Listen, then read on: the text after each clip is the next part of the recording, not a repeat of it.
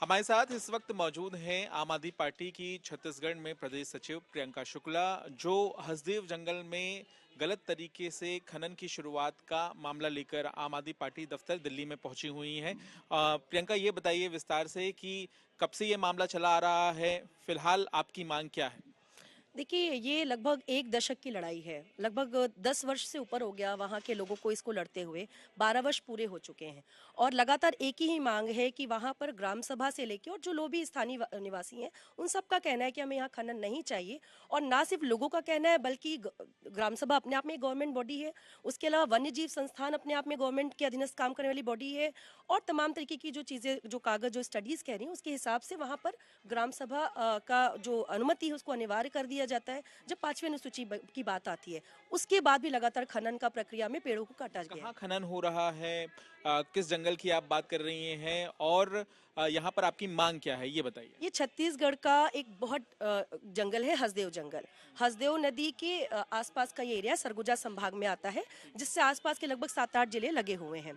और ये मध्य भारत का फेफड़ा कहा जाता है हसदेव के डेंस फॉरेस्ट एरिया को। और ये लगभग 1,70,000 हेक्टेयर में फैला हुआ जंगल है।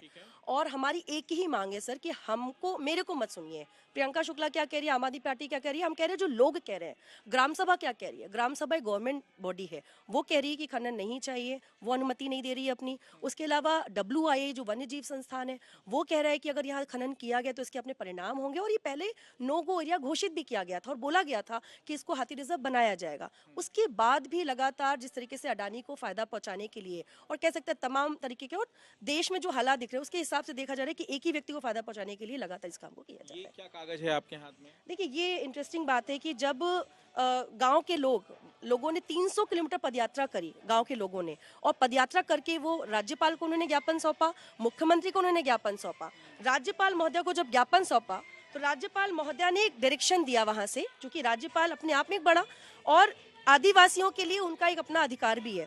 तो उन्होंने बोला कि यहाँ पर 15 दिन के अंदर हमको अवगत कराया जाए कि इसमें क्या हो रहा है, और जांच के आदेश दिए थे। और कहा था जब तक जांच नहीं हो जाए तब तक इसको स्थगन रखा जाए, स्टे किया जाए। उसके बाद भी राज्यपाल महोदया अनुसुईया उइका जी का भी नहीं सुना गया, और ये लगातार इस काम को किया गया। उसके अलावा एक इंटरेस्टिंग और कागज है, आप देखेंगे, ये है सदन का प्रस्ताव। 26 जुलाई को छत्तीसगढ़ विधानसभा सदन, छत्तीसगढ़ विधानसभा में 26 जुलाई 2022 को सर्वसम्मति से, जिसमें दोनों तरीके के दल, बीजेपी के भी, कांग्रेस के भी, अन्य दलों के भी नेता शामिल थे, प्रस्ताव लाया गया। और ये प्रस्ताव देखिए, धर्मजीत सिंह जो वर्तमान में बीजेपी के नेता हैं, और ब्रजमोहन अग्रवाल जी जिसको चेयर कर रहे थे, इन दोनों के उसमें और पूरे सदन की सहमति से, सर्वसम्मति से हुआ कि भाई जो मंजूरियां दी गई हैं उसको रद्द किया जाएगा। तो चलिए, हमारी नहीं अपनी मान लीजिए।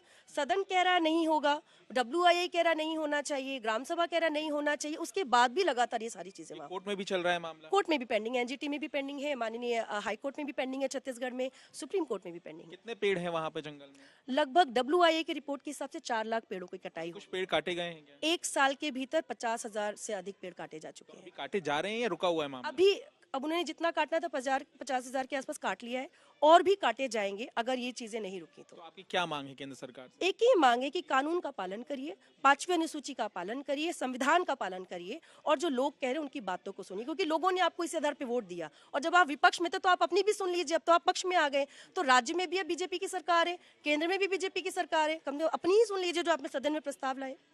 बहुत बहुत धन्यवाद। तो यहाँ पर बहुत तकनीकी रूप से समझाते हुए प्रियंका कि ये मामला दरअसल जंगल का है, जहाँ वन्य जीव भी हैं, और ये जो जंगल है जहाँ पर 4 लाख के आसपास पेड़ हैं, और जिसे मध्य भारत का एक तरह से फेफड़ा भी कहा जाता है। तो जाहिर सी बात है कि मांग ये है कि खनन ना हो, पेड़ ना काटे जाएं। देखना होगा कि कोर्ट इस मामले में क्या कुछ आगे आदेश देता है। लेकिन इससे पहले केंद्र सरकार से ये मांग कर रही है आम आदमी पार्टी कि खनन को लेकर जितनी भी प्रक्रिया है इसकी जांच हो और खनन को रोका जाए।